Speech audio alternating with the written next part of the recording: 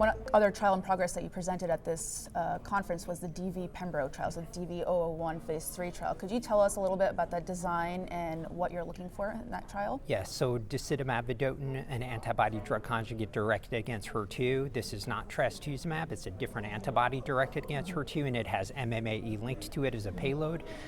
So Disitamab Vedotin has been explored in several studies in Asia now, shown activity in patients with metastatic urothelial cancer who have HER2 overexpressing disease.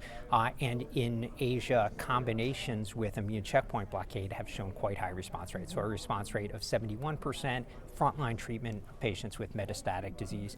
And in fact, at this very meeting, a neoadjuvant study with that regimen showing a path CR rate above 60%. So this regimen is active. We're trying to generalize those results with a large study a large international study actually now. That's a phase 2.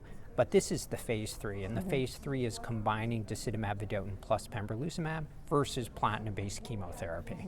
We know that platinum-based chemotherapy is still the standard of care in many parts of the world.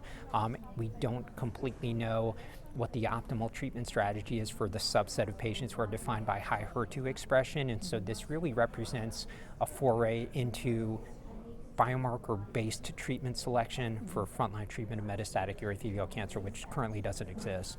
Correct. And the HER2 cutoff in this trial is over 1 plus or higher than 1 plus. That's right. And this is centrally reviewed for the correct. IHC, which is very important because there's a lot of variability in HER2 IHC determination. So the other question is, you kind of answered it already. So with the advent of EV-Pembro as a standard of care, obviously that's not available in many parts of the world. So that's, I guess, the justification for the control arm. Yeah, when the study was designed, we didn't have any of the data that we have today, and this really represents a quickly evolving landscape and the realities of global clinical drug development in a fastly changing environment. And so that's the control arm for now. Yeah, and then another important point to bring up is maintenance of Velomeab is allowed in this control arm. So That's correct. That is also the standard of care globally. So, and then when do you expect to see results from this trial? So it just started enrolling, so it's going to be a little bit. Okay, and then the phase 2, hopefully we'll see some data The phase soon. 2, hopefully we'll see some data within the next year.